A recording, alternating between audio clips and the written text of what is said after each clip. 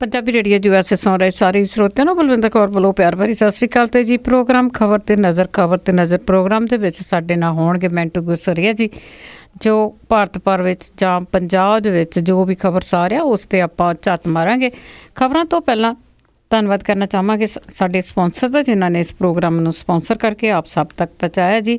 ਸਰਬਜੀਤ ਸਿੰਘ ਚੋਕਰ ਟਰਲਿਕ ਤੋਂ, ਸੋਢੀ ਸਿੰਘ ਜੀ ਸੈਕਰਾਮੈਂਟੋ ਤੋਂ, ਕਾਬਲ ਸਿੰਘ ਪੈਂਸ ਤੇ ਪਰਿਵਾਰ ਮੋਡੈਸਟੋ ਤੋਂ, ਸੁਰਿੰਦਰ ਸਿੰਘ ਕਾਲੋਂ ਰੈਂਚੋ ਕਰਡੋਵਾ ਤੋਂ, ਬਲਦੇਵ ਸਿੰਘ ਧਾਲੀਵਾਲ ਰੀਨੋ ਤੋਂ, ਰਿਸ਼ਪਾਲ ਕੌਰ ਖੰਗੂੜਾ ਤੇ ਪਰਿਵਾਰ ਬੇਕਰਸਫੀਲਡ, ਸੁਰਿੰਦਰ ਕੌਰ ਧਾਮੀ ਤੇ ਪਰਿਵਾਰ ਸੀਰਸ ਤੋਂ, ਸਤਨਾਮ ਸਿੰਘ ਸ਼ੇਰਗਿੱਲ ਤੇ ਪਰਿਵਾਰ ਸਲਮਾ ਤੋਂ, ਨਵਜੋਤ ਕੌਰ ਕਲੋਟੀ ਤੇ ਪਰਿਵਾਰ ਜੁਬਾ ਸਿਟੀ, ਗੁਰਦੀਪ ਸਿੰਘ ਬਿਰਦੀ ਕਲੋਵਿਸ ਤੋਂ, ਖਾਲਸਾ ਇੰਸ਼ੋਰੈਂਸ ਏਜੰਸੀ ਵਾਲੇ ਸੈਨੋਜੇ ਤੋਂ, ਸੂਬੇਦਾਰ ਸਰਜੀਤ ਸਿੰਘ ਖੰਗੂੜਾ ਤੇ ਪਰਿਵਾਰ ਸੈਨੋਜੇ ਤੋਂ ਬਹੁਤ ਇਹਨਾਂ ਦੇ ਧੰਨਵਾਦੀ ਹਾਂ ਜੀ। ਇਹਨਾਂ ਨੇ ਇਸ ਪ੍ਰੋਗਰਾਮ ਨੂੰ ਸਪਾਂਸਰ ਕੀਤਾ ਤੇ ਸਾਡੇ ਨਾਲ ਜੁੜ ਚੁੱਕੇ ਨੇ ਮੈਂਟੂ ਗੁਰਸਰੀਆ ਜੀ। ਸਤਿ ਸ਼੍ਰੀ ਅਕਾਲ, ਸਵਾਗਤ ਹੈ ਜੀ। ਸ਼ੁਕਰੀਆ ਜੀ, ਸਾਰਿਆਂ ਨੂੰ ਪਿਆਰ ਭਰੀ ਸਤਿ ਸ਼੍ਰੀ ਅਕਾਲ। ਅੱਜ ਜੀ ਆਪਾਂ ਸ਼ੁਰੂ ਕਰਦੇ ਹਾਂ। ਅੱਜ ਦਾ ਪਠਾਨਕੋਟ ਦੇ ਹਮਲੇ ਦੀਆਂ ਗੱਲਾਂ ਹੁੰਦੀਆਂ ਆ ਤੇ ਉਹ ਕਿਸੇ ਨਾ ਕਿਸੇ ਪਾਸੇ ਨੂੰ ਤੁਰਿਆ ਹੀ ਜਾਂਦਾ ਹੈ ਕਿ ਡਰੱਗ ਤਸਕਰਾਂ ਦਾ ਕੇਸ ਹੈ ਜਿਹੜਾ BSF ਤੇ ਪੁਲਿਸ ਦੇ ਅਫਸਰਾਂ ਦੀ ਭੂਮਿਕਾ ਸ਼ੱਕ ਦੇ ਘੇਰੇ 'ਚ। ਹਾਂਜੀ, ਇਹ ਤਸਕਰਾਂ ਤੇ BSF ਦਾ ਜਿਹੜਾ ਕਨੈਕਸ਼ਨ ਨਿਕਲਿਆ ਇਸ ਮਾਮਲੇ 'ਚ ਸੁਖਬੀਰ ਸਿੰਘ ਬਾਦਲ ਵੀ ਕਿਤੇ ਨਾ ਕਿਤੇ ਸੱਚੇ ਨਜ਼ਰ ਆਉਂਦੇ ਆ, ਕਿਉਂਕਿ ਉਹਨਾਂ ਨੇ ਜਦੋਂ ਧਰਨੇ ਲਾਉਣੇ ਦਾ ਐਲਾਨ ਕੀਤਾ ਸੀ BSF ਦੇ ਖਿਲਾਫ ਤੇ ਕਾਫੀ ਉਹਨਾਂ ਨੂੰ ਕ੍ਰਿਟੀਸਾਈਜ਼ ਕੀਤਾ ਗਿਆ ਸੀਗਾ। ਪਰ ਜੇ ਇਹਨਾਂ ਚੀਜ਼ਾਂ ਦੀ ਗੱਲ ਮੰਨੀਏ ਤਾਂ ਫਿਰ ਉਹਨਾਂ ਦੇ ਧਰਨੇ ਜਾਇਜ਼ ਲੱਗਦੇ ਆ, ਕਿਉਂਕਿ ਸ਼ੱਕ ਸੀ। ਉਹ ਕਹਿੰਦੇ ਸੀਗੇ ਜੀ ਕਿ BSF ਦੀਆਂ ਕੁਤਾਹੀਆਂ ਕਰਕੇ ਨਸ਼ਾ ਜਿਹੜਾ ਬਾਹਰੋਂ ਆਉਂਦਾ। ਵੈਸੇ ਇਸ ਗੱਲ ਦੇ ਵਿੱਚ ਕੋਈ ਸ਼ੱਕ ਨਹੀਂ ਕਿ ਹੋਮ ਪ੍ਰੋਡਕਸ਼ਨ ਵੀ ਸਾਡੇ ਕੋਲ ਬੜੀ ਹੈ ਜੀ, ਪਰ ਆ ਜਿਹੜਾ ਇੱਕ ਨਵਾਂ ਖੁਲਾਸਾ ਹੋਇਆ BSF ਦੇ ਵਿੱਚੋਂ, ਕਿਉਂਕਿ ਕੁਛ ਦਿਨ ਪਹਿਲਾਂ ਮੋਹਾਲੀ ਪੁਲਿਸ ਨੇ 3 ਗੈਂਗਸਟਰ ਫੜੇ ਸੀਗੇ। ਉਹਦੇ 'ਚ ਇੱਕ ਗਰਜੰਟ ਭੋਲੂ ਹੈ, ਹਵੇਲੀਆਂ ਪਿੰਡ ਦਾ, ਬੜਾ ਬਦਨਾਮ ਤਸਕਰ ਹੈ ਨੌਜਵਾਨ ਉਹ। ਤਾਂ ਉਸ ਤੇ ਪੁੱਛਗਿੱਛ ਦੇ ਆਧਾਰ ਤੇ ਜਿਹੜਾ ਖੁਲਾਸਾ ਹੋਇਆ ਉਹ ਬੜਾ ਖਤਰਨਾਕ ਆ। ਉਹਨੇ ਜੋ ਅੱਗੇ ਇੱਕ BSF ਦੇ ਨੌਜਵਾਨ ਦਾ ਨਾਂ ਲਿਆ, ਉਹ ਵੀ ਅੰਮ੍ਰਿਤਸਰ ਜ਼ਿਲ੍ਹੇ ਦਾ ਹੀ ਸੀਗਾ। ਉਹਦਾ ਨਾਂ ਲਿਆ ਅਨਿਲ ਕੁਮਾਰ ਸੀ ਕੋਈ। ਉਸ BSF ਦੇ ਜਵਾਨ ਨੂੰ ਜਦੋਂ ਇੰਟੈਰੋਗੇਟ ਕੀਤਾ ਗਿਆ ਤਾਂ ਉਹਦੇ ਕੋਲੋਂ ਸਾਰਾ ਕੁਛ ਸੱਚ ਹੈ ਜਿਹੜਾ ਉਹ ਨਿਕਲ ਆਇਆ, ਸਾਹਮਣੇ ਨਿਕਲ ਆਇਆ, ਕਿਉਂਕਿ ਉਹਦੇ ਕੋਲ ਪਾਕਿਸਤਾਨੀ ਸਿਮ ਵੀ ਸੀਗਾ।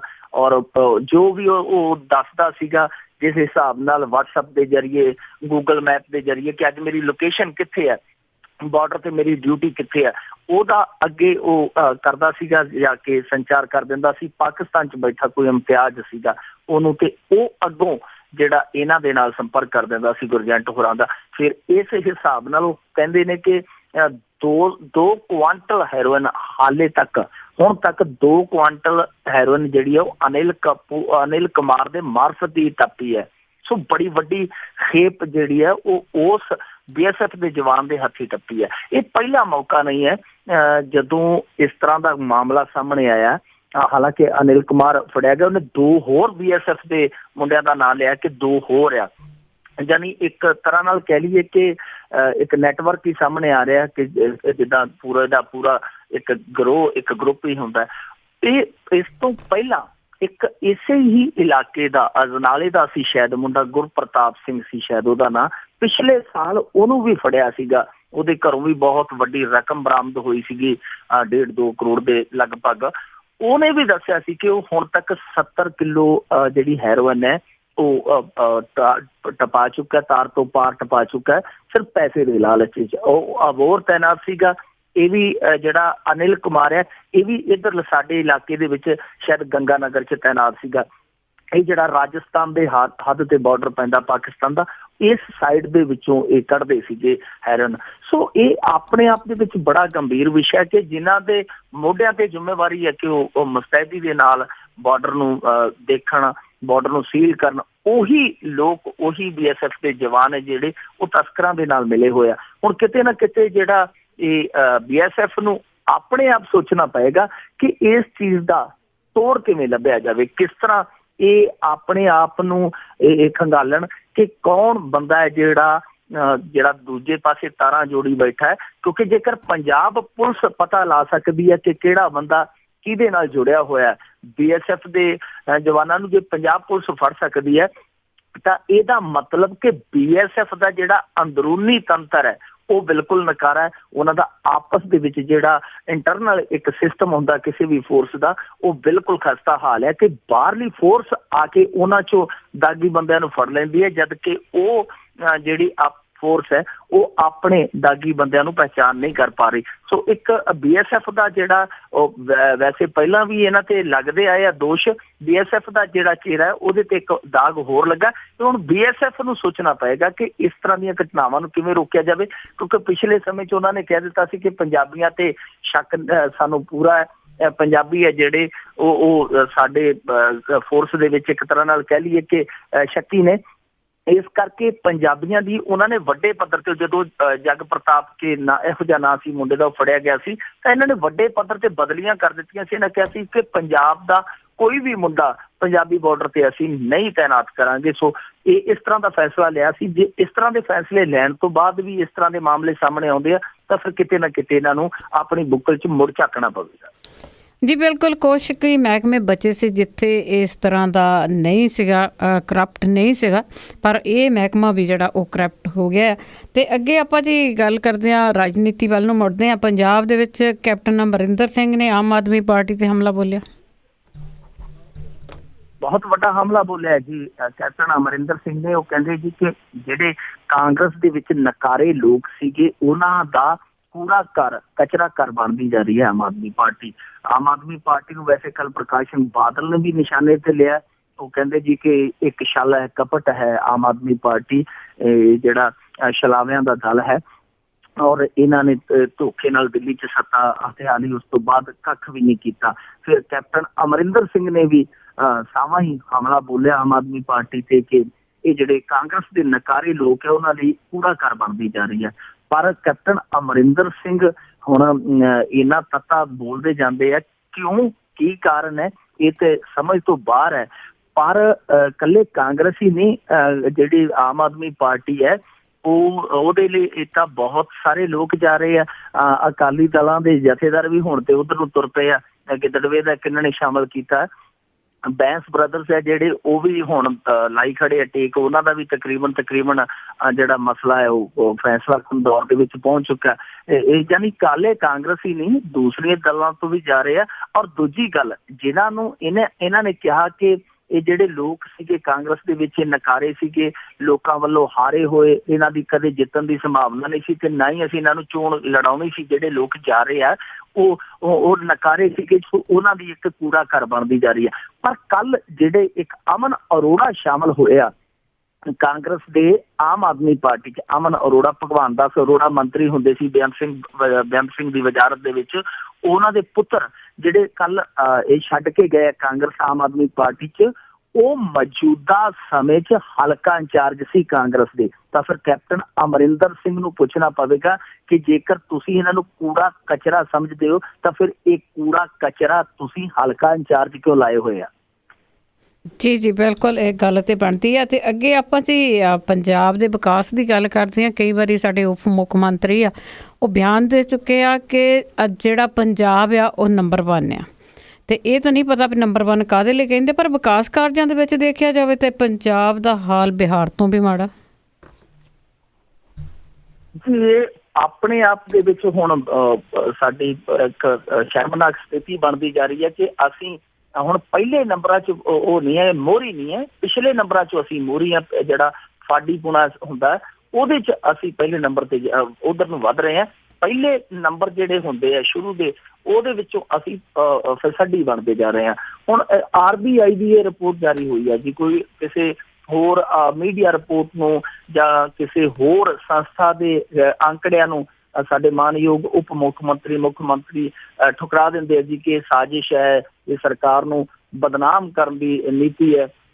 ਪਰ RBI ਨੇ ਜਿਹੜੇ ਅੰਕੜੇ ਪੇਸ਼ ਕੀਤੇ ਆ ਉਹ ਵਾਕਿਆ ਹੀ ਚੁਕਾਉਣ ਵਾਲੇ ਆ, ਵਾਕਿਆ ਹੀ ਸ਼ਰਮਨਾਕ ਸਾਡੇ ਲਈ ਹੈ, ਪੰਜਾਬ ਲਈ, ਕਿਉਂਕਿ ਛੱਤੀਸਗੜ੍ਹ ਤੇ ਬਿਹਾਰ, ਇਹਨਾਂ ਰਾਜਾਂ ਤੋਂ ਵੀ ਪੰਜਾਬ ਜਿਹੜਾ ਪਛੜ ਰਿਹਾ ਹੈ ਵਿਕਾਸ ਕਾਰਜਾਂ ਦੇ ਮਾਮਲੇ 'ਚ, ਡਿਵੈਲਪਮੈਂਟ ਦੇ ਕੰਮਾਂ ਦੇ ਵਿੱਚ ਬਿਹਾਰ ਤੋਂ ਵੀ ਪਿੱਛੇ ਹੈ।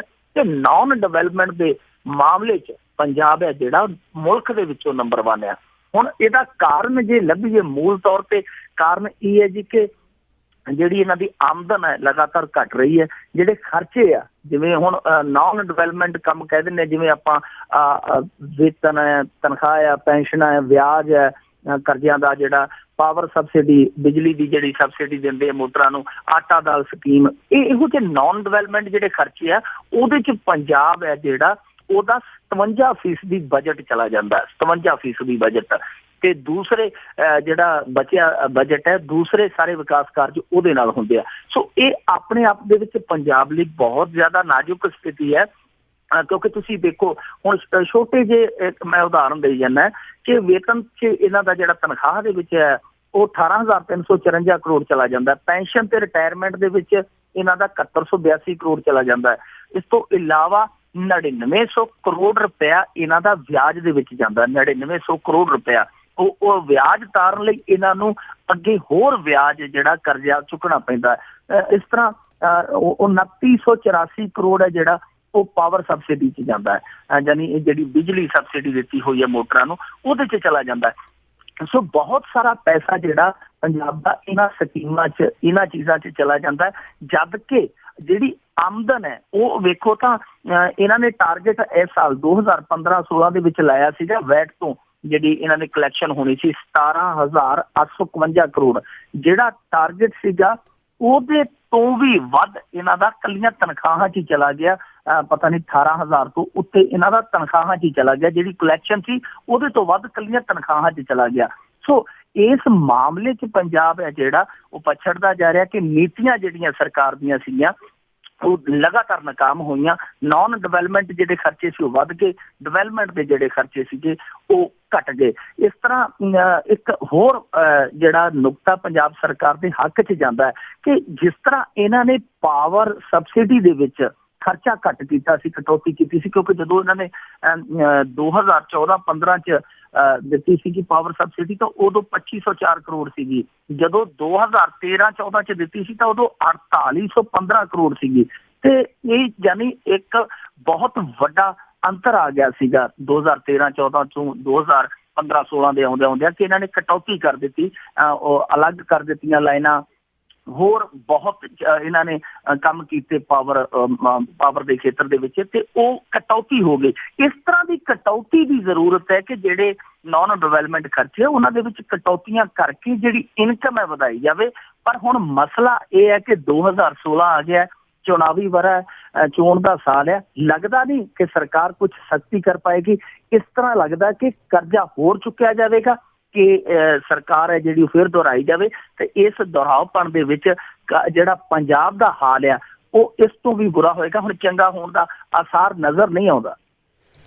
ਅੱਜ ਜੀ ਇਸ ਹਿਸਾਬ ਨਾਲ ਤੇ ਕੁਛ ਵੀ ਨਹੀਂ ਦੀਦਾ। ਤੇ ਅੱਗੇ ਆਪਾਂ ਕਰੀਏ ਜੀ ਤੀਰਥ ਯਾਤਰਾ ਦੀ, ਕਾਫੀ ਟਾਈਮ ਤੋਂ ਰੌਲਾ ਪੈ ਰਿਹਾ ਸੀ ਕਿ ਤੀਰਥ ਯਾਤਰਾ ਲੋਕਾਂ ਲਈ ਚੱਲ ਵੀ ਪਈ ਆ, ਪਰ ਜਦੋਂ ਕਹਿੰਦੇ ਤੀਰਥ ਯਾਤਰਾ ਤੇ ਗਏ ਤੇ ਨਸ਼ੇੜੀਆਂ ਦਾ ਜਿਹੜਾ ਨਸ਼ਾ ਟੁੱਟ ਗਿਆ। ਇਹ ਤਾਂ ਨਸ਼ੇੜੀਆਂ ਦੀ ਜਿਹੜੀ ਤੀਰਥ ਯਾਤਰਾ ਸੀ ਉਹ ਤੇ ਸਫਲ ਨਹੀਂ ਕਹਿ ਸਕਦੇ ਆਪਾਂ, ਕਿਉਂਕਿ ਬਹੁਤ ਬੁਰਾ ਹਾਲ ਹੋਇਆ ਜੀ। ਪਰ ਇੱਕ ਗੱਲ ਜ਼ਰੂਰ ਹੈ ਕਿ ਜਿਹੜੀਆਂ ਖਬਰਾਂ ਆ ਰਹੀਆਂ, ਜਿਹੜੇ ਪੱਤਰਕਾਰ ਉਸ ਰੇਲ ਦੇ ਵਿੱਚ ਯਾਤਰਾ ਕਰਕੇ ਆਏ ਆ, ਤੀਰਥ ਯਾਤਰਾ ਲਈ ਜਿਹੜੀ ਤੁਰੀ ਗਈ ਹੈ, ਉਹਦੇ 'ਚ ਜਿਹੜੀ ਸਹੂਲਤ ਦਿੱਤੀ ਗਈ ਹੈ ਸ਼ਰਧਾਲੂਆਂ ਨੂੰ, ਜੋ ਯਾਤਰੂ ਹੈ ਉਹਨਾਂ ਨੂੰ ਰੇਲਵੇ ਵੱਲੋਂ ਜਿਹੜੀ ਸੁਵਿਧਾ ਦਿੱਤੀ ਜਾਂਦੀ ਹੈ, ਉਹ ਕਹਿੰਦੇ ਕਿ ਬਾ ਕਮਾਲ ਆ। ਚਾਹੇ ਉਹ ਖਾਣੇ ਦਾ ਮਾਮਲਾ ਹੈ, ਚਾਹੇ ਸਹੂਲਤਾਂ ਦਾ ਮਾਮਲਾ ਹੈ, ਹੋਰ ਚੀਜ਼ਾਂ ਜਿਹੜੀਆਂ ਜੋ ਪ੍ਰਬੰਧ ਹੈ ਉਹ ਹੈ। ਪਰ ਨਸ਼ੇੜੀਆਂ ਲਈ ਇਹ ਜਿਹੜੀ ਯਾਤਰਾ ਹੈ ਉਹ ਕੋਈ ਸੁਖਦ ਨਹੀਂ ਗੁਜ਼ਰੀ। ਬਠਿੰਡੇ ਚੋਂ ਰਾਮਾ ਮੰਡੀ ਚੋਂ ਗਈ ਸੀਗੀ ਟ੍ਰੇਨ 4 ਜਨਵਰੀ ਨੂੰ ਸ਼ਾਇਦ, ਤੇ ਹੁਣ ਜਦੋਂ ਮੁੜੀ ਹੈ ਤਾਂ ਅੰਦਰੋਂ ਜਿਹੜੇ ਲੋਕ ਉਸ ਟ੍ਰੇਨ ਦੇ ਵਿੱਚੋਂ ਉਤਰੇ ਉਹਨਾਂ ਨੇ ਦੱਸਿਆ ਕਿ ਕੁਛ ਨਸ਼ੇੜੀ ਵੀ ਨਾਲ ਗਏ ਸੀਗੇ ਕਿ ਚਲੋ ਅਸੀਂ ਵੀ ਆਪਣਾ ਜੀਵਨ ਸਫਲ ਕਰਾਈਏ। ਪਰ ਯਾਤਰਾ ਉਹਨਾਂ ਦੀ ਜਿਹੜੀ ਆ ਉਹ ਇੱਕ ਕੌੜਾ ਤਜਰਬਾ ਸਾਬਤ ਹੋਈ, ਕਿਉਂਕਿ ਨਸ਼ਾ ਪੱਤਾ ਜਿਹੜਾ ਤੁਹਾਨੂੰ ਪਤਾ ਵੈਸੇ ਵੀ ਜਦੋਂ ਨਸ਼ੇੜੀ ਨਿਕਲਦੇ ਆ ਟੂਰ ਲਈ ਤੇ ਉਹ ਆਪਣੀ ਡੋਜ਼ ਹੈ ਜਿਹੜੀ ਵਧਾ ਲੈਂਦੇ ਆ ਕਿ ਜਿਹੜੇ ਨਜ਼ਾਰੇ ਉਹ ਰੰਗੀਨ ਹੋ ਜਾਣ। ਤੇ ਇਸੇ ਚੱਕਰ ਦੇ ਵਿੱਚ ਕਹਿੰਦੇ ਕਿ ਜਿਨ੍ਹਾਂ ਕੋਲੋਂ ਮਾਲ ਸਾਲ ਮੁੱਕ ਗਿਆ ਉਹਨਾਂ ਦਾ ਬੁਰਾ ਹਾਲ ਸੀ, ਵਾਸੀਆਂ ਕੜਿੱਲ ਸਭ ਕੁਛ ਪੈਂਦੇ ਸੀਗੇ। ਤੇ ਲਗਾਤਾਰ ਜਿਹੜੇ ਉੱਥੇ ਡਾਕਟਰ ਸੀਗੇ ਉਹਨਾਂ ਤੋਂ ਦਵਾਈ ਬੂਟੀ ਲੈ ਕੇ ਉਹਨਾਂ ਨੇ ਟਾਈਮ ਪਾਸ ਕੀਤਾ। ਅੱਗੇ ਆਂਧਰਾ ਪ੍ਰਦੇਸ਼ ਤੇ ਮਹਾਰਾਸ਼ਟਰ 'ਚ ਜਦੋਂ ਠੇਕੇ ਆਏ ਭੁੱਕੀ ਦੇ, ਫਿਰ ਜਾਨ 'ਚ ਜਾਨ ਪਈ। ਇਸ ਤਰ੍ਹਾਂ ਇਹ ਯਾਤਰਾ ਜਿਹੜੀ ਨਸ਼ੇੜੀਆਂ ਲਈ ਉਹ ਇੱਕ ਕੌੜਾ ਤਜਰਬਾ ਬਣੀ। ਇਸ ਤੋਂ ਇਲਾਵਾ ਨਸ਼ੈੜੀਆਂ ਦਾ ਹਾਲ ਮੰਦੜਾ ਹੀ ਹੈ ਜੀ, ਚਾਰੇ ਪਾਸੋਂ ਹੀ ਖਬਰਾਂ ਇਸੇ ਤਰ੍ਹਾਂ ਦੀਆਂ ਆਉਂਦੀਆਂ। ਕੱਲ ਗੋਨੇਆਣੇ ਦੀ ਇੱਕ ਖਬਰ ਸੀ ਕਿ ਉੱਥੇ ਪ੍ਰਬੰਧ ਕਰ ਲਿਆ ਜੀ ਕਿ ਨਵੇਂ ਸਾਲ ਦੇ ਮੌਕੇ ਤੇ ਇੱਕ ਧਾਰਮਿਕ ਕਾਜ ਕਰਨਾ, ਉਹਦੇ ਲਈ ਲੰਗਰ ਲਾਉਣਾ। ਲੰਗਰ ਲਈ ਉਹਨਾਂ ਨੇ ਉਗਰਾਹੀ ਕੀਤੀ ਤੇ ਉਗਰਾਹੀ ਦੇ ਜਿਹੜੇ ਉਹ 15-20 ਭੁੱਕੀ ਦੇ ਪੈਕਟ ਲਿਆ ਕੇ ਉਹਨਾਂ ਨੇ ਆਪਸ 'ਚ ਵੰਡ ਲਏ। ਉਹ 2-4 ਜਿਹੜੇ ਰਹਿ ਗਏ ਸੀ ਉਹਨਾਂ ਨੇ ਗੱਲ ਕੱਢ ਦਿੱਤੀ। ਇਸ ਤਰ੍ਹਾਂ ਦਾ ਨਸ਼ੈੜੀਆਂ ਦਾ ਜਿਹੜਾ ਕੰਮ ਹੈ ਜੀ, ਉਹ ਇਸ ਤਰ੍ਹਾਂ ਹੀ ਹੈ ਕਿ ਹੁਣ ਜਿਵੇਂ ਕੀਮਤੀ ਚੀਜ਼ਾਂ ਬਚਾਈਆਂ ਜਾਂਦੀਆਂ ਨਾ ਜੀ ਨਸ਼ੈੜੀਆਂ ਤੋਂ, ਕਿ ਚੋਰੀ ਨਾ ਕਰਕੇ ਵੇਚ ਕੇ ਨਸ਼ਾ ਨਾ ਕਰ ਲੈਣ, ਉਸੇ ਤਰ੍ਹਾਂ ਧਰਮ ਤੇ ਦਾਨ ਪੁੰਨ ਇਹ ਵੀ ਇਹਨਾਂ ਤੋਂ ਬਚਾਉਣ ਦੀ ਲੋੜ ਹੈ, ਨਹੀਂ ਤਾਂ ਇਹਨੂੰ ਵੀ ਲੁੱਟ ਕੇ ਖਾ ਜਾਣਗੇ ਨਸ਼ੇੜੀ। ਬਿਲਕੁਲ ਜੀ, ਨਸ਼ੇੜੀ ਤਾਂ ਨਸ਼ੇੜੀ ਆ। ਵੈਸੇ ਵੀ ਰੈਲੀਆਂ 'ਚ ਜਾਂਦੇ ਰਹੇ, ਇਹਨਾਂ ਨੇ ਸੋਚਿਆ ਸ਼ਾਇਦ ਸਾਡਾ ਇੱਥੇ ਤੀਰਥ ਯਾਤਰਾ ਤੇ ਗਿਆਨ ਦਾ ਵੀ ਸਰ ਜਾਊਗਾ, ਪਰ ਗੱਲ ਪੁੱਠੀ ਪੈ ਗਈ। ਤੇ ਅੱਗੇ ਆਪਾਂ ਗੱਲ ਕਰੀਏ ਭਾਈ ਮੋਹਕਮ ਸਿੰਘ ਦੀ, ਉਹਨਾਂ ਤੇ ਨਵਾਂ ਕੇਸ ਪਾ ਕੇ ਉਹਨਾਂ ਨੂੰ ਗ੍ਰਿਫਤਾਰ ਕਰ ਲਿਆ ਗਿਆ ਤੇ ਅਮਰੀਕਾ ਤੋਂ ਗਏ ਭੁਪਿੰਦਰ ਸਿੰਘ ਨੂੰ ਵੀ ਅਣਦੱਸੀ ਥਾਂ ਤੇ ਲੈ ਗਏ ਪੁਲਿਸ। ਇਹ ਕੱਲ ਜਦੋਂ ਇਹਨਾਂ ਦੀਆਂ ਜ਼ਮਾਨਤਾਂ ਮਨਜ਼ੂਰ ਹੋਈਆਂ ਸੀਗੀਆਂ ਜੀ, ਤੇ ਉਦੋਂ ਇੱਕ ਸ਼ੱਕ ਸੀਗਾ ਕਿ ਸ਼ਾਇਦ ਇਹਨਾਂ ਤੇ ਇੱਕ ਨਵਾਂ ਕੇਸ ਦਰਜ ਕਰਕੇ ਇਹਨਾਂ ਨੂੰ ਫਿਰ ਜੇਲ੍ਹ ਦੇ ਵਿੱਚ ਡੱਕ ਲਿਆ ਜਾਵੇਗਾ। ਉਹੀ ਹੋਇਆ ਤੇ ਹਾਈ ਕੋਰਟ ਤੋਂ ਜ਼ਮਾਨਤ ਮਿਲੀ। ਮੋਹਕਮ ਸਿੰਘ ਦੀ ਰਿਹਾਈ ਜਦੋਂ ਹੋਣ ਵਾਲੀ ਸੀ, ਐਨ ਮੌਕੇ ਤੇ 295 ਦਾ ਕੋਈ ਹੋਰ ਪਰਚਾ ਦਰਜ ਕਰਕੇ ਜਿਹੜਾ ਇਹ ਭਾਈ ਮੋਹਕਮ ਸਿੰਘ ਨੂੰ ਹਿਰਾਸਤ ਦੇ ਵਿੱਚ ਲੈ ਲਿਆ ਗਿਆ। ਉਧਰੋਂ ਜਿਹੜਾ ਭੁਪਿੰਦਰ ਸਿੰਘ ਚੀਮਾ USA ਦਾ ਨਾਗਰਿਕ ਹੈ ਜਿਹੜਾ, ਉਹ ਰਿਹਾ ਹੋ ਗਿਆ ਸੀਗਾ, ਉਹਦੀ ਰਿਹਾਈ ਹੋ ਗਈ। ਜੇਲ੍ਹ ਦੇ ਵਿੱਚ ਜਦੋਂ ਉਹਦੇ ਡਾਕੂਮੈਂਟ ਗਏ ਜ਼ਮਾਨਤ ਦੇ ਬੇਲ ਦੇ, ਤਾਂ ਉਹ ਅੰਦਰੋਂ ਬਾਹਰ ਆ ਗਿਆ ਸੀਗਾ। ਪਰ ਜੇਲ੍ਹ ਵਾਲਿਆਂ ਨੇ ਪਤਾ ਨਹੀਂ ਫੋਨ ਕੀਤਾ ਜਾਂ ਕਿਸ ਤਰ੍ਹਾਂ ਦਾ ਕੋਈ ਬਣਿਆ ਨੈਟਵਰਕ ਕੋਈ ਸਥਾਪਿਤ ਹੋਇਆ ਕਿ ਉਹ ਜਿਹੜੀ ਪੁਲਿਸ ਸੀਗੀ ਗੁਰਦਾਸਪੁਰ ਜ਼ਿਲ੍ਹੇ ਦੀ, ਉੱਥੇ 2 ਜਿਪਸੀਆਂ ਲੈ ਕੇ ਆਈ ਤੇ ਐਨ ਮੌਕੇ ਤੇ ਜਦੋਂ ਭੁਪਿੰਦਰ ਸਿੰਘ ਚੀਮਾ ਨਿਕਲੇ ਆ, ਉਹਨਾਂ ਨੂੰ ਚੁੱਕ ਲਿਆ ਗਿਆ, ਫਿਰ ਲੈ ਗਏ ਆ। ਹਾਲਾਂਕਿ ਉਹ ਉੱਥੇ ਫੋਟੋਗ੍ਰਾਫਰ ਵੀ ਸੀਗੇ, ਪ੍ਰੈਸ ਫੋਟੋਗ੍ਰਾਫਰ, ਉਹਨਾਂ ਦੇ ਕੈਮਰੇ ਵੀ ਖੋਹ ਲਏ ਗਏ ਪੁਲਿਸ ਵੱਲੋਂ। ਯਾਨੀ ਇੱਕ ਤਰ੍ਹਾਂ ਨਾਲ ਕਹਿ ਲਈਏ ਕਿ ਸਿੱਧੇ ਤੌਰ ਤੇ ਜੋ ਹਾਈ ਕੋਰਟ ਨੇ ਹੁਕਮ ਦਿੱਤੇ ਆ ਉਹਨਾਂ ਨੂੰ ਚੈਲੰਜ ਕੀਤਾ ਪੰਜਾਬ ਸਰਕਾਰ ਨੇ, ਪੰਜਾਬ ਪੁਲਿਸ ਨੇ, ਕਿ ਉਹਨਾਂ ਹੁਕਮਾਂ ਤੋਂ ਬਾਅਦ ਕੇਸ ਦਰਜ ਕੀਤੇ ਗਏ। ਦੇਖੋ, ਜੇਕਰ ਇਹਨਾਂ ਤੇ ਕੋਈ ਕੇਸ ਹੋਰ ਸੀਗੇ, ਜੇਕਰ ਦਰਜ ਕੀਤੇ ਗਏ ਸੀਗੇ ਪੰਜਾਬ ਸਰਕਾਰ ਵੱਲੋਂ, ਪੰਜਾਬ ਪੁਲਿਸ ਵੱਲੋਂ, ਤਾਂ ਉਹ ਕੇਸਾਂ ਦਾ ਜਿਹੜਾ ਬਿਊਰਾ ਸੀਗਾ, ਜੋ ਉਹਨਾਂ ਦੀ ਤਫਸੀਲ ਸੀਗੀ, ਉਹ ਹਾਈ ਕੋਰਟ ਦੇ ਵਿੱਚ ਪਹਿਲਾਂ ਰੱਖਣੀ ਚਾਹੀਦੀ ਸੀ। ਹਾਈ ਕੋਰਟ ਉਹਨਾਂ ਕੇਸਾਂ ਨੂੰ ਵੇਖ ਕੇ ਜ਼ਮਾਨਤ ਦਾ ਫੈਸਲਾ ਕਰਦੀ, ਪਰ ਉੱਥੇ ਉਦੋਂ ਤੱਕ ਇੱਕ ਕੇਸ ਸੀਗਾ, ਇਹਨਾਂ ਤੇ ਇੱਕ ਕੇਸ ਸੀਗਾ ਜਿਹਦੇ ਵਿੱਚੋਂ ਜ਼ਮਾਨਤ ਦੇ ਦਿੱਤੀ ਗਈ। ਪਰ ਜਿਵੇਂ ਹੀ ਜ਼ਮਾਨਤ ਦੇ ਆਰਡਰ ਹੋਏ, ਇਹਨਾਂ ਨੇ ਕੇਸ ਹੋਰ ਦਰਜ ਕਰ ਦਿੱਤਾ। ਇਹ ਵੈਸੇ ਪਹਿਲਾਂ ਵੀ ਆਪਾਂ ਜਾਣਦੇ ਹਾਂ ਜੀ ਕਿ ਇਹਨਾਂ ਦੋਨਾਂ ਮਾਮਲਿਆਂ 'ਚ ਭੁਪਿੰਦਰ ਸਿੰਘ ਚੀਮਾ ਤੇ ਭਾਈ ਮੋਹਕਮ ਸਿੰਘ, ਇਹਨਾਂ ਦੇ ਮਾਮਲੇ 'ਚ ਆਪਾਂ ਦੇਖੀਏ ਜੀ ਕਿ ਕਾਨੂੰਨ ਨੇ ਜਿਹੜਾ ਉਹ ਕੋਈ ਤਰਕ ਸੰਗਤ ਆਪਣਾ ਕੰਮ ਨਹੀਂ ਕੀਤਾ ਇਹਨਾਂ ਮਾਮਲਿਆਂ 'ਚ। ਪਰ ਆਹ ਜੋ ਕੀਤਾ ਇਹ ਤੇ ਬਿਲਕੁਲ ਇੰਤਹਾ ਧੱਕੇ ਦੀ, ਬਿਲਕੁਲ ਹੱਦ ਹੈ ਧੱਕੇ ਦੀ, ਕਿ ਜਿਹੜੀ ਰਿਹਾਈ ਹੈ, ਕਾਨੂੰਨੀ ਪ੍ਰਕਿਰਿਆ ਦੇ ਵਿੱਚੋਂ ਜਿਹੜੀ ਰਿਹਾਈ ਹੋਈ ਹੈ, ਉਸ ਰਿਹਾਈ ਨੂੰ ਰੋਕਣ ਲਈ ਇੱਕ ਕੇਸ ਹੈ ਜਿਹੜਾ ਉਹ ਫਿਰ ਟਾਈਮ ਦੇ ਟਾਈਮ ਦਰਜ ਕਰ ਦਿੱਤਾ ਗਿਆ।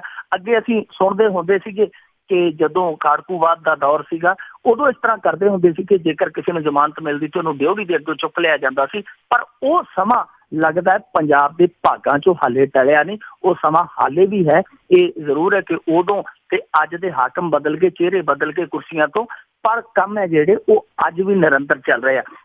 ਪਰ ਹੁਣ ਲੱਗਦਾ ਹੈ, ਉਮੀਦ ਇਹ ਆ ਕਿ ਹਾਈ ਕੋਰਟ ਇਸ ਮਾਮਲੇ 'ਚ, ਕਿਉਂਕਿ ਉਹਨਾਂ ਦੇ ਵਕੀਲ ਹੁਣ ਹਾਈ ਕੋਰਟ 'ਚ ਜਾ ਕੇ ਫਿਰ ਅਪਰੋਚ ਕਰਨਗੇ ਕਿ ਭਾਈ ਸਾਡੇ ਬੰਦਿਆਂ ਨਾਲ ਤਾਂ ਇੱਦਾਂ ਹੋਇਆ, ਤਾਂ ਮੈਨੂੰ ਲੱਗਦਾ ਕਿ ਹਾਈ ਕੋਰਟ ਸਖਤ ਫੈਸਲਾ ਲੈ ਕੇ ਇਹਨਾਂ ਕੇਸਾਂ ਨੂੰ ਸ਼ਾਇਦ ਰੱਦ ਕਰ ਦੇਵੇਗਾ ਜੀ।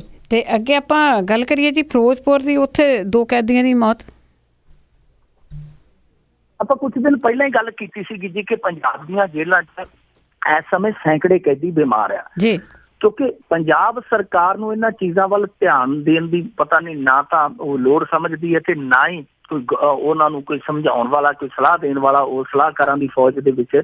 ਕਿ ਕਸਟਡੀ ਦੀ ਮੌਤ ਹੁੰਦੀ ਹੈ ਜਿਹੜੀ, ਉਹ ਆਮ ਤੌਰ ਤੇ ਬਹੁਤ ਵੱਡਾ ਪ੍ਰਸ਼ਾਸਨ ਲਈ ਇੱਕ ਤਰ੍ਹਾਂ ਨਾਲ ਕਹਿ ਲਈਏ ਧੱਬਾ ਹੁੰਦਾ ਹੈ, ਚਾਹੇ ਉਹ ਪੁਲਿਸ ਹਿਰਾਸਤ ਦੀ ਮੌਤ ਹੋਵੇ, ਚਾਹੇ ਜੇਲ੍ਹ ਹਿਰਾਸਤ ਦੀ। ਪਰ ਪੰਜਾਬ ਦੇ ਵਿੱਚ ਜੇਲੀ ਮੌਤਾਂ ਦਾ ਇੱਕ ਬਹੁਤ ਵੱਡਾ ਚਿੱਠਾ ਹੈ। ਫਰੀਦਕੋਟ ਜੇਲ੍ਹ ਦੇ ਵਿੱਚ, ਕੱਲੀ ਫਰੀਦਕੋਟ ਜੇਲ੍ਹ ਦੇ ਵਿੱਚ ਥੋੜਾ ਚਿਰ ਹੋਇਆ ਉਸ ਜੇਲ੍ਹ ਬਣੀ ਨੂੰ, ਮਾਡਰਨ ਜੇਲ੍ਹ ਉਹਨੂੰ ਕਹਿੰਦੇ ਆ ਫਰੀਦਕੋਟ ਦੀ, ਉਹਦੇ ਵਿੱਚ 30 ਦੇ ਲਗਭਗ ਖੁਦਕਸ਼ੀਆਂ ਹੋਈਆਂ। ਥੋੜੇ ਸਮੇਂ ਦੇ ਵਿੱਚ 30 ਦੇ ਕਰੀਬ ਕੈਦੀ ਮਰੇ ਆ। ਇਹ ਪੰਜਾਬ ਦੀ ਹਰੇਕ ਜੇਲ੍ਹ ਦਾ ਇਹ ਹਸ਼ਰ ਹੈ, ਇਹ ਆਲਮ ਹੈ ਪੰਜਾਬ ਦੀ ਹਰੇਕ ਜੇਲ੍ਹ ਦਾ ਕਿ ਕੈਦੀਆਂ ਲਈ ਜੇਲ੍ਹਾਂ ਜਿਹੜੀਆਂ ਕਬਰਗਾਹਾਂ ਬਣਦੀਆਂ ਜਾ ਰਹੀਆਂ ਪੰਜਾਬ ਦੀਆਂ, ਕਿਉਂਕਿ ਇਹਨਾਂ ਜੇਲ੍ਹਾਂ ਦੇ ਵਿੱਚ ਜਿਹੜਾ ਪ੍ਰਬੰਧ ਹੈ, ਸਿਸਟਮ ਹੈ, ਉਹ ਬਹੁਤ ਖਸਤਾ ਹਾਲ ਹੈ। ਜਿਹੜੇ ਲੋਕ ਮੇਰੇ ਵਰਗੇ ਅੰਦਰੋਂ ਸੈਰ ਕਰਕੇ ਆਏ ਉਹਨਾਂ ਨੂੰ ਪਤਾ ਕਿ ਉੱਥੇ ਕੀ ਹੁੰਦਾ। ਜਿਹੜਾ ਭਾਗਾਂ ਵਾਲਾ ਉਹ ਤੇ ਵਾਪਸ ਆ ਜਾਂਦਾ ਕੱਟ ਕੇ ਸਹਿਜ ਸਜ਼ਾ, ਨਹੀਂ ਤੇ ਦੂਸਰਾ ਜਿਹੜਾ ਜਾਂ ਤੇ ਬਿਮਾਰ ਹੋ ਜਾਂਦਾ, ਕਿਸੇ ਬਿਮਾਰੀ ਦਾ ਸ਼ਿਕਾਰ ਹੋ ਜਾਂਦਾ, ਤੇ ਜਾਂ ਫਿਰ ਡੱਬਾ ਬੰਦ ਹੋ ਕੇ ਘਰੇ ਆਉਂਦਾ। ਇਹ ਫਿਰੋਜ਼ਪੁਰ ਦੇ ਵਿੱਚ ਜਿਹੜੀਆਂ 2 ਮੌਤਾਂ ਹੋਈਆਂ, ਇਹਦਾ ਕਾਰਨ ਵੀ ਜਿਹੜਾ ਮੈਨੂੰ ਲੱਗਦਾ ਕਿ ਪਿਛਲੇ ਦਿਨ ਹੀ ਦੱਸਿਆ ਸੀਗਾ ਕਿ ਸੈਂਕੜੇ ਕੈਦੀ ਹੈ ਜਿਹੜੇ ਪੰਜਾਬ ਦੀਆਂ ਜੇਲ੍ਹਾਂ ਦੇ ਬਿਮਾਰ ਆ। ਉਹ ਇੱਕ ਕੈਦੀ ਨਹੀਂ ਬਾਹਰ ਆ ਕੇ ਰਿਟ ਪਾਈ ਸੀ ਮਨੁੱਖੀ ਅਧਿਕਾਰ ਕਮਿਸ਼ਨ ਦੇ ਵਿੱਚ ਨਾਂ ਗੁਪਤ ਰੱਖ ਕੇ ਕਿ ਜੇਲ੍ਹਾਂ ਦੇ ਵਿੱਚ ਜਿਹੜਾ ਠੰਡ ਨੂੰ ਰੋਕਣ ਲਈ ਕੋਈ ਪ੍ਰਬੰਧ ਨਹੀਂ ਹੈ, ਕੋਈ ਖਿੜਕੀਆਂ ਦਰਵਾਜ਼ੇ ਨਹੀਂ ਹੈ, ਸਿੱਧੇ ਕੈਦੀ ਹੈ ਜਿਹੜੇ ਉਹ ਸਲਾਖਾਂ ਦੇ ਪਿੱਛੇ ਸਿੱਧੀ ਹਵਾ ਦੇ ਅੱਗੇ ਪਏ ਆ, ਰਜਾਈਆਂ ਤਲਾਈਆਂ ਜੋ ਵੀ ਹੈ, ਸਰਦੀ ਰੋਕਣ ਲਈ ਜੋ ਹੁੰਦਾ ਬਿਸਤਰਾ, ਉਹ ਵੀ ਪ੍ਰੋਪਰ ਪ੍ਰਬੰਧ ਨਹੀਂ ਹੈ। ਸੋ ਉਹ ਚੀਜ਼ਾਂ ਜਿਹੜੀਆਂ ਕਿਤੇ ਨਾ ਕਿਤੇ ਸੱਚ ਸਾਬਤ ਹੁੰਦੀਆਂ। ਕੱਲ 2 ਕੈਦੀ ਇੱਕੋ ਦਿਨ ਜਿਹੜੇ ਫਿਰੋਜ਼ਪੁਰ ਜੇਲ੍ਹ ਦੇ ਮਾਰੇ ਗਏ, ਇੱਕ ਦੀ ਉਮਰ 60 ਕੁ ਸਾਲ ਸੀ, ਇੱਕ ਦੀ 55 ਕੁ ਸਾਲ ਸੀ। ਇਹਨਾਂ ਜੇਲ੍ਹਾਂ ਦਾ ਜਿਹੜਾ ਮੌਤਾਂ ਦਾ ਰਿਕਾਰਡ ਹੈ ਬਹੁਤ ਭਾਰਾ ਹੈ। ਮੇਰੇ ਖਿਆਲ ਨਾਲ ਕੁਛ ਕੁ ਸਾਲਾਂ ਦੇ ਵਿੱਚ 550 ਦੇ ਲਗਭਗ ਕੈਦੀ ਮਰੇ ਆ ਕੁਝ ਕੁ ਸਾਲਾਂ ਦੌਰਾਨ, 5-7 ਸਾਲਾਂ ਦੌਰਾਨ, ਤੇ ਜੋ ਪੂਰੇ ਮੁਲਕ ਦੇ ਵਿੱਚੋਂ ਜੇਲ੍ਹਾਂ ਦੀਆਂ ਮੌਤਾਂ ਦੇ ਮਾਮਲੇ 'ਚ ਅਵਲ ਨੰਬਰ ਆ ਪੰਜਾਬ ਦੇ ਵਿੱਚ। ਸੋ ਇਹਨਾਂ ਮਾਮਲਿਆਂ 'ਚ ਕੋਈ ਪੁੱਛ ਪੜਤਾਲ ਨਹੀਂ ਹੁੰਦੀ। ਕੈਦੀ ਜਿਹੜੇ ਹੁੰਦੇ ਉਹਨਾਂ ਦੇ ਵਾਰਸ ਲਾਸ਼ਾਂ ਲੈ ਕੇ ਚਲੇ ਜਾਂਦੇ, ਬਸ ਡੈਥ ਸਰਟੀਫਿਕੇਟ ਬਣਾ ਕੇ ਉਹਨਾਂ ਦੇ ਹੱਥ ਤੇ ਰੱਖ ਲਿਆ ਜਾਂਦਾ। ਜਾਂਚਾਂ ਹੁੰਦੀਆਂ ਇੱਥੋਂ ਤੱਕ ਕਿ ਇੱਕ ਜੇਲ੍ਹ ਦੇ ਵਿੱਚ, ਪੰਜਾਬ ਦੀ ਜੇਲ੍ਹ ਦੇ ਵਿੱਚ, ਇੱਕ ਕੈਦੀ ਜ਼ਹਿਰ ਪੀ ਕੇ ਮਰਿਆ ਸੀ। ਪੋਸਟਮਾਰਟਮ ਦੇ ਵਿੱਚ ਪੁਸ਼ਟੀ ਵੀ ਹੋ ਗਈ। ਹੁਣ ਅੱਜ ਤੱਕ ਕਿਸੇ ਨੇ ਉਹ ਸਵਾਲ ਹੱਲ ਨਹੀਂ ਕੀਤਾ ਕਿ ਉਹ ਜ਼ਹਿਰ ਜੇਲ੍ਹ ਦੇ ਵਿੱਚ ਗਿਆ ਕਿਸ ਤਰ੍ਹਾਂ। ਇੱਕ ਕੈਦੀ ਨੂੰ ਫਿਰੋਜ਼ਪੁਰ ਦਾ ਹੀ ਉਹ ਮਾਮਲਾ ਹੈ, ਅੱਜ ਤੋਂ ਕਾਫੀ ਸਾਲ ਪਹਿਲਾਂ, 10-12 ਸਾਲ ਪਹਿਲਾਂ, ਕੁੱਟ-ਕੁੱਟ ਕੇ ਮਾਰ ਦਿੱਤਾ ਗਿਆ ਸੀਗਾ ਪੁਲਿਸੀਆਂ ਵੱਲੋਂ। ਹਾਲੇ ਤੱਕ ਉਹ ਜਿਹੜੀ ਕੈਦੀ ਦੀ ਕਾਰਵਾਈ ਆ ਪੂਰੀ ਨਹੀਂ ਹੋਈ, ਕਿਸੇ ਨੇ ਉਹਨਾਂ ਨੂੰ ਇਨਸਾਫ ਨਹੀਂ ਦਿੱਤਾ। ਸੋ ਇਹ ਇਸ ਤਰ੍ਹਾਂ ਦੀਆਂ ਮੌਤਾਂ ਦਾ ਹੱਲ ਨਹੀਂ ਹੁੰਦਾ। ਤੇ ਜਿਹੜੀਆਂ ਇਸ ਤਰ੍ਹਾਂ ਦੀਆਂ ਮੌਤਾਂ ਠੰਡ ਨਾਲ ਹੋ ਗਈਆਂ ਜਾਂ ਕਿਸੇ ਬਿਮਾਰੀ ਨਾਲ ਹੋ ਗਈਆਂ, ਉਹਨਾਂ ਮੌਤਾਂ ਦੀ ਕਿਹਨੇ ਜਾਂਚ ਕਰਨੀ, ਕਿਹਨੇ ਕਾਰਵਾਈ ਕਰਨੀ, ਕਿਹਨੇ ਰੋਕ ਲਾਉਣੀ। ਪਰ ਜਿਵੇਂ ਮੈਂ ਪਹਿਲਾਂ ਸ਼ਬਦ ਵਰਤਿਆ ਕਿ ਪੰਜਾਬ ਦੀਆਂ ਜੇਲ੍ਹਾਂ ਜਿਹਨਾਂ ਨੂੰ ਸੁਧਾਰ ਘਰ ਕਿਹਾ ਜਾਂਦਾ, ਉਹ ਸੁਧਾਰ ਘਰ ਘੱਟ ਤੇ ਅੱਜ ਕੱਲ ਜਿੱਦਾਂ ਕਹਿ ਲਈਏ ਕੈਦੀਆਂ ਦਾ ਕਬਰ ਘਰ ਜ਼ਿਆਦਾ ਹੈ। ਜੀ ਬਿਲਕੁਲ, ਜਿਸ ਤਰ੍ਹਾਂ ਦੀਆਂ ਘਟਨਾਵਾਂ ਤੁਸੀਂ ਦੱਸੀਆਂ। ਤੇ ਅੱਗੇ ਆਪਾਂ ਸਵਾਮੀਨਾਥਨ ਕਮਿਸ਼ਨ ਦੀ ਗੱਲ ਕਰੀਏ ਕਿ ਉਹਨਾਂ ਦੀ ਸੁਣਵਾਈ ਵੀ ਸੁਪਰੀਮ ਕੋਰਟ ਵਿੱਚ ਜਲਦੀ। ਸਵਾਮੀਨਾਥਨ ਕਮਿਸ਼ਨ ਦੀ ਰਿਪੋਰਟ ਹੈ ਜਿਹੜੀ ਉਹ ਕਿਸਾਨਾਂ ਲਈ, ਜਿੱਦਾਂ ਕਹਿ ਦਿੰਦੇ ਹੁੰਦੇ ਨਾ ਕਿ ਡੁੱਬਦੇ ਲਈ ਤਿਨਕੇ ਦਾ ਸਾਰਾ ਤਿਨਕਾ ਹੈ। ਸਵਾਮੀਨਾਥਨ ਕਮਿਸ਼ਨ ਦੀ ਰਿਪੋਰਟ ਹੈ ਜਿਹੜੀ ਉਹ ਆਖਰੀ ਹੋਪ ਹੈ। ਉਹ ਰਿਪੋਰਟ ਨਹੀਂ, ਆਖਰੀ ਹੋਪ ਹੈ ਕਿਸਾਨਾਂ ਦੀ ਕਿ ਸ਼ਾਇਦ ਸਾਡੀ ਤਕਦੀਰ ਹੈ, ਸਾਡੀ ਜਿਹੜੀ ਫਟੀ ਪਾਟੀ ਬਦਹਾਲ ਤਸਵੀਰ ਹੈ, ਉਹ ਬਦਲ ਜਾਵੇ ਜ਼ਿੰਦਗੀ ਦੀ। ਸੋ ਸਵਾਮੀਨਾਥਨ ਕਮਿਸ਼ਨ ਦੀ ਰਿਪੋਰਟ ਹੈ ਜਿਹੜੀ, ਇਹਦੇ ਤੇ ਸਿਆਸਤ ਵੀ ਜੰਮ ਕੇ ਹੋਈ। ਅਸਲ ਦੇ ਵਿੱਚ 2006 ਦੇ ਵਿੱਚ ਸਵਾਮੀਨਾਥਨ ਕਮਿਸ਼ਨ ਨੇ ਆਪਣੀਆਂ ਸਿਫਾਰਿਸ਼ਾਂ ਜਿਹੜੀਆਂ ਰਿਪੋਰਟ ਦੇ ਵਿੱਚ ਲਾਗੂ ਕਰਕੇ ਕੇਂਦਰ ਨੂੰ ਸੌਂਪੀਆਂ ਸੀ। ਉਹਦੇ ਵਿੱਚ ਇਹਨਾਂ ਨੇ ਕਿਹਾ ਸੀ ਕਿ ਜੇ ਕਿਸਾਨ ਨੂੰ ਬਚਾਉਣਾ, ਕਿਸਾਨੀ ਨੂੰ ਬਚਾਉਣਾ ਹੈ ਤਾਂ ਇਹਨਾਂ ਨੂੰ ਘੱਟੋ ਘੱਟ ਇਹਨਾਂ ਦੇ ਜਿਹੜਾ ਪ੍ਰੋਡਕਟ ਆ ਉਹਦਾ 50% ਇਹ ਲਾਗਤ ਦੇ ਨਾਲੋਂ 50% ਮੁਨਾਫਾ ਦਿਓ। ਯਾਨੀ ਜੇ ਮੇਰੀ ਇੱਕ ਕਣਕ ਕੁਆਂਟਲ ਤੇ ਮੇਰੀ ਲਾਗਤ 500 ਰੁਪਏ ਆਈ ਤਾਂ ਮੈਨੂੰ ਘੱਟੋ ਘੱਟ 1000 ਰੁਪਇਆ ਉਹਦਾ ਮੁੱਲ ਮਿਲਣਾ ਚਾਹੀਦਾ। ਇਹਨਾਂ ਦੀਆਂ ਇਸ ਤਰ੍ਹਾਂ ਦੀਆਂ ਸਿਫਾਰਿਸ਼ਾਂ ਸੀ। ਫਸਲੀ ਬੀਮਾ ਦੀ ਵੀ ਸਿਫਾਰਿਸ਼ ਸੀ। ਬਹੁਤ ਚੰਗੀਆਂ ਸਿਫਾਰਿਸ਼ਾਂ ਸੀ ਔਰ ਇਹ ਪੰਜਾਬ ਕੀ ਭਾਰਤ ਦੇ ਸਾਰੇ ਕਿਸਾਨਾਂ ਦੇ ਪੱਖ 'ਚ ਜਾਂਦੀਆਂ ਸੀ। ਆਜ਼ਾਦੀ ਤੋਂ ਬਾਅਦ ਸ਼ਾਇਦ ਇਹ ਸਭ ਤੋਂ ਵਧੀਆ ਕਿਸਾਨ ਪੱਖੀ ਰਿਪੋਰਟ ਸੀਗੀ ਜੋ ਸਵਾਮੀਨਾਥਨ ਕਮਿਸ਼ਨ ਨੇ ਸੌਂਪੀ। ਪਰ ਹੋਇਆ ਕੀ ਜੀ, ਜਦੋਂ 2006 ਦੇ ਵਿੱਚ ਇਹ ਕਮਿਸ਼ਨ ਨੇ ਰਿਪੋਰਟ ਦੇ ਦਿੱਤੀ, 2007 ਦੇ ਵਿੱਚ ਸੰਸਦ 'ਚ ਕਾਫੀ ਰੌਲਾ ਰੱਪਾ ਪਿਆ ਕਿ ਜਿਹੜੀ ਰਿਪੋਰਟ ਲਾਗੂ ਕੀਤੀ ਜਾਵੇ। ਉਦੋਂ ਮਨਮੋਹਨ ਸਿੰਘ ਪ੍ਰਧਾਨ ਮੰਤਰੀ ਸੀਗਾ, ਉਹਨੇ ਕਿਹਾ ਸੀਗਾ ਕਿ ਅਸੀਂ ਜਲਦ ਹੀ ਇਹ ਰਿਪੋਰਟ ਲਾਗੂ ਕਰ ਦਿਆਂਗੇ। ਪਰ ਮਨਮੋਹਨ ਸਿੰਘ ਦੀ ਜਲਦ ਪਤਾ ਨਹੀਂ ਕਿੱਥੇ ਖੋ ਗਈ। ਉਹ ਰਾਜ ਭੋਗ ਕੇ ਜਿਹੜਾ ਤਕਰੀਬਨ 7 ਸਾਲ ਚਲੇ ਗਏ, ਪਰ ਉਹਨਾਂ ਦੀ ਜਲਦ ਜਿਹੜੀ ਸੀਗੀ ਜਲਦੀ ਉਹ ਮੁੜ ਕੇ ਕਦੇ ਦਿਖਾਈ ਨਹੀਂ ਦਿੱਤੀ। ਇਸੇ ਤਰ੍ਹਾਂ ਭਾਜਪਾ ਨੇ ਜਦੋਂ ਇਹ ਇਲੈਕਸ਼ਨ ਲੜਿਆ, ਲੋਕ ਸਭਾ ਦਾ ਆਖਰੀ ਇਲੈਕਸ਼ਨ 2014 ਵਾਲਾ, ਇਹਨਾਂ ਨੇ ਬਹੁਤ ਵੱਡੇ ਪੱਧਰ ਤੇ ਪ੍ਰਚਾਰ ਕਰਕੇ ਵਾਅਦਾ ਕੀਤਾ ਸੀਗਾ ਕਿ ਅਸੀਂ ਸਵਾਮੀਨਾਥਨ ਕਮਿਸ਼ਨ ਦੀ ਰਿਪੋਰਟ ਨਾਲ ਦੀ ਨਾਲ ਲਾਗੂ ਕਰ ਦਿਆਂਗੇ ਜੇਕਰ ਸੱਤਾ 'ਚ ਆਉਂਦੇ ਆ। ਪਰ ਹੋਇਆ ਕੀ ਕਿ ਜਦੋਂ ਇਹ ਸਰਕਾਰ ਬਣ ਗਈ, ਸਰਕਾਰ ਮੁੱਕਰ ਗਈ, ਤਾਂ ਇੱਕ ਕਿਸਾਨਾਂ ਨੇ ਕੇਸ ਪਾ ਦਿੱਤਾ ਸੁਪਰੀਮ ਕੋਰਟ ਦੇ ਵਿੱਚ। ਤੇ ਜਦੋਂ ਉਹਦੇ ਤੇ ਸੁਣਵਾਈ ਹੋਈ, ਇਹ ਸਰਕਾਰ ਬਿਲਕੁਲ ਖੜੀ ਖੜੋਤੀ ਜਿਵੇਂ ਥਾਂ ਤੇ ਹੀ ਮੁੱਕਰ ਗਈ। ਉੱਥੇ ਜਾ ਕੇ ਇਹਨਾਂ ਨੇ ਹਲਫੀਆ ਬਿਆਨ ਦੇ ਦਿੱਤਾ ਕਿ ਸਵਾਮੀਨਾਥਨ ਕਮਿਸ਼ਨ ਦੀਆਂ ਸਿਫਾਰਿਸ਼ਾਂ ਲਾਗੂ ਕਰਨੀਆਂ ਜਿਹੜੀਆਂ ਦੇਸ਼ ਦੇ ਹਿੱਤ ਵਿੱਚ ਨਹੀਂ। ਪਹਿਲਾਂ ਜਦੋਂ ਇਹ ਵਿਰੋਧੀ ਧਿਰ ਵਿੱਚ ਹੁੰਦੇ ਸੀ ਉਦੋਂ ਇਹਨਾਂ ਨੇ ਰੌਲਾ ਪਾਇਆ 2007 ਚ ਕਿ ਇਹ ਲਾਗੂ ਕਰੋ ਹੁਣੇ। ਫਿਰ ਇਹਨਾਂ ਨੇ ਵਾਅਦਾ ਕੀਤਾ, ਪਰ ਫਿਰ ਜਦੋਂ ਵੇਲਾ ਆਇਆ ਤੇ ਇਹਨਾਂ ਨੇ ਵਾਅਦਾ ਖਿਲਾਫੀ ਕਰ ਦਿੱਤੀ, ਜੋ ਭਾਰਤੀ ਸਿਆਸਤ ਦੀ ਇੱਕ ਤਰ੍ਹਾਂ ਨਾਲ ਕਹਿ ਲਈਏ ਬਣ ਗਈ। ਉਹ ਦਿਖਾ ਦਿੱਤੀ, ਰੰਗ ਦਿਖਾ ਦਿੱਤਾ ਕਿ ਅਸਲ ਦੇ ਵਿੱਚ ਇਹਨਾਂ ਦੇ ਮਨ 'ਚ ਕੀ ਹੁੰਦਾ। ਪਰ ਉਸ ਤੋਂ ਬਾਅਦ ਜਿਹੜੀ ਭਾਰਤ ਦੀ ਕੋਈ ਹੋਰ ਫਾਰਮਰ ਐਸੋਸੀਏਸ਼ਨ, ਕੋਈ ਕਿਸਾਨ ਜਥੇਬੰਦੀ, ਉਹਨਾਂ ਨੇ ਫੇਰ ਕੇਸ ਕੀਤਾ ਸੁਪਰੀਮ ਕੋਰਟ ਦੇ ਵਿੱਚ ਦਾਇਰ ਕੀਤਾ, ਤਾਂ ਉਹਦੀ ਸੁਣਵਾਈ ਹੋ ਰਹੀ ਹੈ ਹੁਣ 12 ਤਰੀਕ ਨੂੰ, ਯਾਨੀ ਪਰਸੋਂ ਸੁਣਵਾਈ ਹੋਏਗੀ। ਤਾਂ ਸ਼ਾਇਦ ਲੱਗਦਾ ਹੈ, ਉਮੀਦ ਦੀ ਇੱਕ ਕਿਰਨ ਹੈ ਕਿ ਸੁਪਰੀਮ ਕੋਰਟ ਇਸ ਵਾਰ ਕੋਈ ਸਖਤ ਹਦਾਇਤ ਦੇ ਕੇ ਜਾਂ ਕੋਈ ਰਾਹ ਕੱਢ ਕੇ ਕਿਸਾਨਾਂ ਲਈ ਫੈਸਲਾ ਜ਼ਰੂਰ ਕਰੇਗੀ। ਪਰ ਜੇਕਰ ਇੱਥੇ ਹੁਣ ਵੀ ਭਾਜਪਾ ਜਾ ਕੇ ਮੁੱਕਰ ਜਾਂਦੀ ਹੈ ਤਾਂ ਫਿਰ ਸਾਡੇ ਮੁਲਕ ਦੇ ਲੋਕਾਂ ਨੂੰ ਇੱਕ ਵਾਰੀ ਸੋਚਣਾ ਪਵੇਗਾ ਕਿ ਤੁਸੀਂ ਵਾਕਈ ਇਸ ਚੀਜ਼ ਦੇ ਹੱਕਦਾਰ ਹੋ ਕਿ ਤੁਸੀਂ ਵੋਟ ਪਾਉਣ ਤੋਂ ਪਹਿਲਾਂ ਉਹਨਾਂ ਲੋਕਾਂ ਦੇ ਭੁਲਾਵਿਆਂ 'ਚ, ਚੋਰ ਭੁਲਾਵਿਆਂ 'ਚ ਆ ਜਾਂਦੇ ਹੋ, ਜਿਹੜੇ ਲੋਕ ਤੁਹਾਨੂੰ 1947 ਤੋਂ ਲੈ ਕੇ ਅੱਜ ਤੱਕ ਇਸੇ ਤਰ੍ਹਾਂ ਹੀ ਲੁੱਟਦੇ ਰਹੇ, ਖਾਬ ਦਿਖਾ ਕੇ ਤੁਹਾਨੂੰ ਕਰ ਕੁਛ ਹੋਰ ਦਿੰਦੇ ਆ। ਤਾਂ ਜਿਹੜੇ ਸਬਜ਼ ਬਾਗ ਹੈ ਉਹ ਕਦੇ ਵੀ ਇਹਨਾਂ ਦੇ ਪੂਰੇ ਨਹੀਂ ਹੋਏ। ਇਹੀ ਸਵਾਮੀਨਾਥਨ ਕਮਿਸ਼ਨ ਦੀ ਰਿਪੋਰਟ ਦਾ ਸੱਚ ਹੈ ਕਿ ਇਹਨਾਂ ਸਰਕਾਰਾਂ ਨੇ ਲਾਗੂ ਨਹੀਂ ਕੀਤੀ, ਜਾਣਬੁੱਝ ਕੇ ਨਹੀਂ ਕੀਤੀ। ਬਿਲਕੁਲ ਜੀ, ਬਹੁਤ ਦੇਰ ਤੋਂ ਕਈ ਕਮਿਸ਼ਨ ਬੈਠੇ ਆ, ਦੇਖਦੇ ਇਸ ਕਮਿਸ਼ਨ ਦਾ ਵੀ ਕੀ ਹੁੰਦਾ। ਤਾਂ ਇੱਕ ਅਤੇ ਜਾਪਾਨ ਦੀ ਲੜਕੀ ਦੀ ਪੜ੍ਹਾਈ ਦਾ ਫਿਕਰ ਉੱਥੇ ਦੀ ਗਵਰਨਮੈਂਟ ਨੂੰ ਜੀ ਜਾਪਾਨ ਤੋਂ ਪੜ੍ਹਨ ਲਈ ਆਉਂਦੀ ਹੈ ਜੀ। ਮੈਂ ਪੜ੍ਹ ਰਿਹਾ ਸੀਗਾ ਤਾਂ ਬੜਾ ਹੈਰਾਨ ਹੋਇਆ ਇਸ ਘਟਨਾ ਨੂੰ ਲੈ ਕੇ। ਇਹ ਉਹਨਾਂ ਦੇ ਇੱਕ ਪਿੰਡ ਦੀ ਘਟਨਾ ਆ, ਹੋਕਾਇਡੋ ਉਹਨਾਂ ਦਾ ਕੋਈ ਸਟੇਟ ਆ, ਤੇ ਉਹਦੇ ਵਿੱਚ ਕੋਈ ਸਾਕਾਰਾਤੀ ਪਿੰਡ ਆ। ਉਸ ਪਿੰਡ ਦੇ ਵਿੱਚੋਂ ਇੱਕ ਟ੍ਰੇਨ ਲੰਘਦੀ ਸੀ ਤੇ ਸਟੇਸ਼ਨ ਹੈ ਜਿਹੜਾ ਬੰਦ ਹੋ ਗਿਆ ਕਿਉਂਕਿ ਉੱਥੋਂ ਸਵਾਰੀਆਂ ਘੱਟ ਸੀ। ਜਾਪਾਨ ਦੀ ਪਾਪੂਲੇਸ਼ਨ ਜਿਹੜੀ ਆ ਉਹ ਘੱਟ ਰਹੀ ਹੈ ਤੇਜ਼ੀ ਨਾਲ, ਤਾਂ ਉਹ ਰੇਲਵੇ ਸਟੇਸ਼ਨ ਬੰਦ ਹੋ ਰਿਹਾ ਸੀ ਕਿਉਂਕਿ ਉੱਥੋਂ ਸਵਾਰੀਆਂ ਦੀ ਜਿਹੜੀ ਆਵਾਜਾਈ ਸੀ ਬੜੀ ਘੱਟ ਗਈ। ਜਦੋਂ ਉਹਨਾਂ ਨੇ ਟ੍ਰੇਨ ਬੰਦ ਕਰਨ ਦਾ ਫੈਸਲਾ ਲਿਆ ਤਾਂ ਰੇਲਵੇ ਕੋਲ ਇੱਕ ਸ਼ਿਕਾਇਤ ਪੁੱਜੀ ਕਿ ਇੱਥੋਂ ਦੀ ਇੱਕ ਲੜਕੀ ਹੈ ਜਿਹੜੀ ਕਈ ਕਿਲੋਮੀਟਰ ਦੂਰ ਸਕੂਲ 'ਚ ਪੜ੍ਹਨ ਜਾਂਦੀ ਹੈ। ਜਦੋਂ ਸਰਕਾਰ ਨੂੰ ਪਤਾ ਲੱਗਾ ਕਿ ਉਹਦੀ ਤੇ ਪੜ੍ਹਾਈ ਰਹਿ ਜਾਏਗੀ ਕਿਉਂਕਿ ਉੱਥੇ ਉਸ ਸਟੇਟ ਦੇ ਵਿੱਚ ਬਰਫ਼ ਪੈਣ ਕਰਕੇ ਆਵਾਜਾਈ ਜਿਹੜੀ ਹੈ ਦੂਸਰੇ ਵਾਹਨਾਂ ਦੀ ਬੜੀ ਘੱਟ ਹੈ, ਤਾਂ ਉਸ ਸਰਕਾਰ ਨੇ ਉਸ ਟ੍ਰੇਨ ਨੂੰ ਇੱਕ ਕੁੜੀ ਬਦਲੇ ਚਲਾਉਣ ਦਾ ਫੈਸਲਾ ਕੀਤਾ। ਉਹ ਟ੍ਰੇਨ ਉਹਨਾਂ ਨੇ ਕਿਹਾ ਕਿ ਜਿੰਨਾ ਚਿਰ ਗ੍ਰੈਜੂਏਸ਼ਨ ਨਹੀਂ ਹੁੰਦੀ ਕੁੜੀ ਦੀ, ਇਹ ਟ੍ਰੇਨ ਰੋਜ਼ਾਨਾ ਜਾਏਗੀ ਤੇ ਕੁੜੀ ਨੂੰ ਉੱਥੇ ਪਹੁੰਚਾਏਗੀ, ਉੱਥੋਂ ਲੈ ਕੇ ਫਿਰ ਉਹਦੇ ਘਰ ਤੱਕ ਪਹੁੰਚਾਏਗੀ ਜਿੰਨਾ ਚਿਰ ਗ੍ਰੈਜੂਏਸ਼ਨ ਨਹੀਂ ਹੁੰਦੀ। ਜਿਸ ਦਿਨ ਛੁੱਟੀ ਹੁੰਦੀ ਉਹ ਟ੍ਰੇਨ ਜਿਹੜੀ ਮਿਸ ਹੁੰਦੀ ਹੈ, ਜਿਸ ਦਿਨ ਉਹ ਸਕੂਲ ਡੇ ਹੁੰਦਾ ਉਹ ਟ੍ਰੇਨ ਪ੍ਰੋਪਰ ਆਪਣੇ ਟਾਈਮ ਤੇ ਪਹੁੰਚਦੀ ਹੈ, ਟਾਈਮ ਤੇ ਛੱਡਦੀ ਹੈ। ਇਹ ਸਾਡੇ ਰਾਜਨੇਤਾਵਾਂ ਦੀ ਇੱਕ ਉਦਾਹਰਨ ਹੈ। ਸਾਡੇ ਪੰਜਾਬ ਦੇ ਵਿੱਚ ਕੀ ਹੈ ਜੀ ਕਿ ਇੱਥੇ ਜਿਹੜੇ ਸਕੂਲ ਸੀਗੇ ਉਹਨਾਂ ਨੂੰ ਮਰਜ ਕਰ ਦਿੱਤਾ ਗਿਆ ਕਿ ਜਿਹੜੇ 3 ਕਿਲੋਮੀਟਰ ਦੇ ਘੇਰੇ 'ਚ ਆਉਂਦੇ ਆ ਸਕੂਲ, ਛੋਟੇ ਸਕੂਲ, ਉਹਨਾਂ ਨੂੰ ਮਰਜ ਕਰ ਦਿੱਤਾ ਗਿਆ। ਜਿਹੜੇ ਟੀਚਰ ਸੀਗੇ ਉਹ ਹਟਾ ਦਿੱਤੇ ਗਏ, ਘਟਾ ਦਿੱਤੇ ਗਏ। ਜਿਹੜੀਆਂ ਕੁੜੀਆਂ ਸਾਡੇ ਇੱਥੇ 8ਵੀਂ ਤੋਂ ਬਾਅਦ ਜਿਹੜੇ ਜਾਂ 5ਵੀਂ ਦੇ ਸਕੂਲ ਹੁੰਦੇ ਆ, ਉਹ 5ਵੀਂ 8ਵੀਂ ਤੋਂ ਬਾਅਦ ਆਪਣੀਆਂ ਸਦਰਾਂ ਦਾ ਗਲ ਆਪ ਹੀ ਘੁੱਟ ਲੈਂਦੀਆਂ ਕੁੜੀਆਂ, ਕਿਉਂਕਿ ਉਹਨਾਂ ਦੇ ਨਾ ਤਾਂ ਮਾਪੇ ਉਹਨਾਂ ਨੂੰ ਦੂਜੇ ਪਿੰਡਾਂ 'ਚ ਪੜ੍ਹਨ ਭੇਜਦੇ ਆ ਤੇ ਨਾ ਹੀ ਕੋਈ ਸਰਕਾਰ ਇਹੋ ਜਿਹਾ ਹੀਲਾ ਵਸੀਲਾ ਕਰਦੀ ਹੈ। ਇਹ ਸਾਡੇ ਮੁਲਕ ਦੇ ਰਾਜਨੇਤਾਵਾਂ ਨੂੰ ਵਿਚਾਰਨਾ ਚਾਹੀਦਾ ਕਿ ਇੱਕ ਕੁੜੀ ਦੀ ਸਿੱਖਿਆ ਲਈ ਜੇਕਰ ਟ੍ਰੇਨ ਚਲਾਈ ਜਾ ਸਕਦੀ ਹੈ ਤਾਂ ਜਿਹੜੀਆਂ ਇੱਥੇ ਹਜ਼ਾਰਾਂ ਲੱਖਾਂ ਕੁੜੀਆਂ ਨੇ ਕਿ ਉਹਨਾਂ ਲਈ ਇਸ ਤਰ੍ਹਾਂ ਦੇ ਪ੍ਰਬੰਧ ਨਹੀਂ ਕੀਤੇ ਜਾ ਸਕਦੇ ਕਿ ਉਹਨਾਂ ਦੇ ਘਰ ਦੇ ਨੇੜੇ ਸਕੂਲੀ ਸਿੱਖਿਆ ਦਾ ਪ੍ਰਬੰਧ ਕਰ ਦਿੱਤਾ ਜਾਵੇ।